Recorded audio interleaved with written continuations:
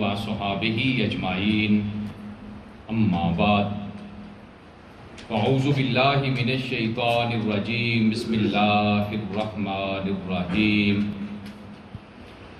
قل ان صلاتی ونسکی ومحیای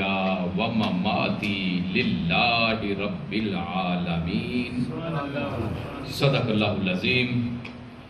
ان اللہ وملائکتہ یصلون علی النبی یا ایہا الذین آمنوا صلوا علیہ وسلموا تسلیما اللہم صل وسلم علی سیدنا و مولانا محمد وعلی آل سیدنا و مولانا محمد وبارک وسلم وصلی علیہ صلاۃ و سلاما علیک یا سیدی یا رسول اللہ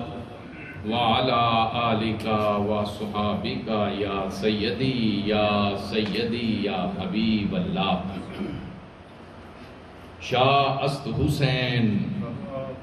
بادشاہ است حسین شاہ است حسین بادشاہ است حسین دین است حسین دین پناہ است حسین سرداد نداد دست در دست یزید سرداد نداد دست در دست یزید حق کا کہ بنائے لا الہ است حسین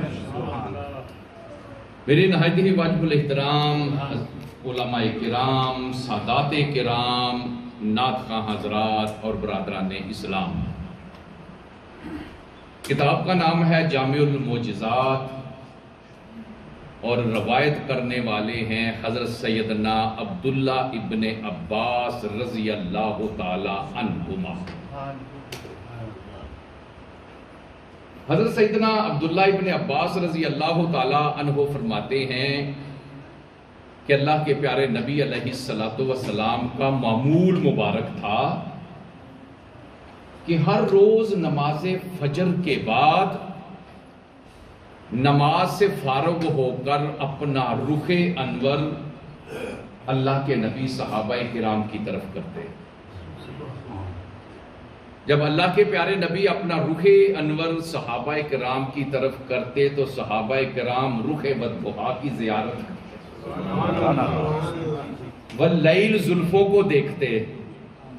علم نشرح کے سینے کو دیکھتے ما زاغ البصر آنکھوں کو دیکھتے وما رمیت اذ رمیت ولکن اللہ رما کے ہاتھوں کو دیکھتے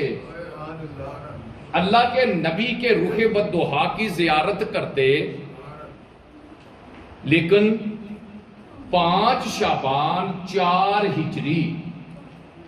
اللہ کے نبی نے فجر کی نماز پڑھائی لیکن آج معمول کے مطابق جو اپنا رخ انور صحابہ کرام کی طرف کرتے تھے آج حضور نے اپنا رخ انور صحابہ کرام کی طرف نہیں کیا تھا بلکہ نماز فجر سے فارغ ہوئے فوراً حضرت امام علی کو ساتھ لیا اور سیدھا حضرت سیدۃ النساء حضرت خاتون جنت فاطمہ الزہرا رضی اللہ تعالی عنہا کے گھر تشریف لے گئے فرمایا علی آج میرے پیارے نواسے کی ولادت کا دن ہے 5 شوال 4 ہجری میرے اور آپ کے امام حضرت سیدنا امام حسین رضی اللہ تعالی عنہ کی ولادت کا دن ہے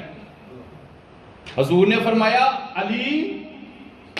آج میرے نواسے کی ولادت کا دن ہے تو دروازے پہ کھڑا ہو جائے میری اجازت کے بغیر آج کوئی اندر نہیں آئے گا اللہ کے نبی نے فرمایا علی وجہ یہ ہے کہ میرے نواسے کی ولادت کے اوپر آسمان سے فرشتے مبارکباد دینے کے لیے آ رہے ہیں